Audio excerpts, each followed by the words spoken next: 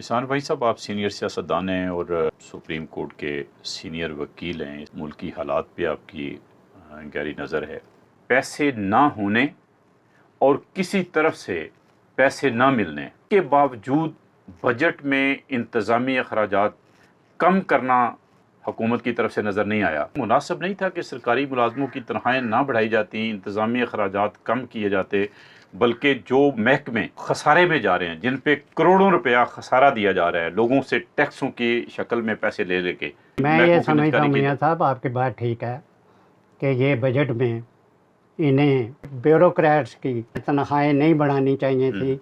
हमारे पास है ही कुछ नहीं कि हम गरीबों की तनख्वाह बढ़ाते और बड़े लोग जो हैं बड़ी तनख्वाहें लेने वाले उनके कम करते और वो कम करके यहाँ गरीबों को देते ताकि वो रोटी खा सकें। मैं ये करता हूँ कि इनको 17वें ग्रेड से लेके 22वें ग्रेड तक तनख्वाहें नहीं बढ़ानी चाहिए। वहीं सब सवाल ये है कि हुकूमत के पास पैसा कहाँ से आएगा तनख्वाहें और मराद देने के लिए?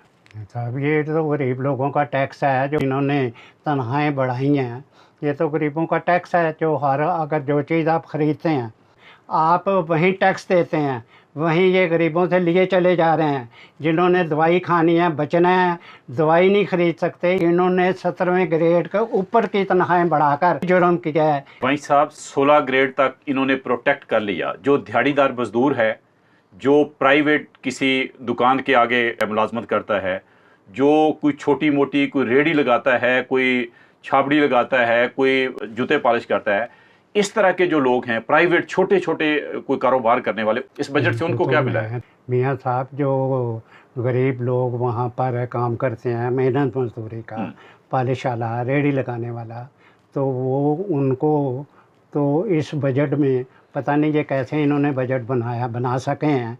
इनके पास था ही कुछ नहीं, डॉलर भी नहीं थे, इंपोर्ट भी नहीं थी, एक्सपोर्ट भी नहीं थी, इसलिए उनके मुतल्लक मैं नहीं कहता कि उन्हें कोई फ़ायदा हुआ है।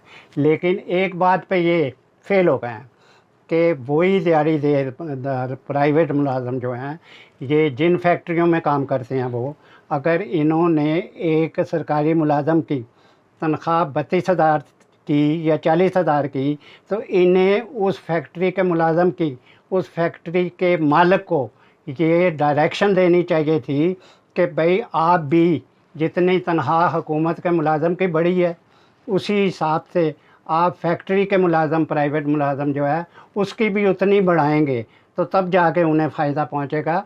ये बातें हैं, पॉलिसीज़ में इनका कंट्रोल नहीं है।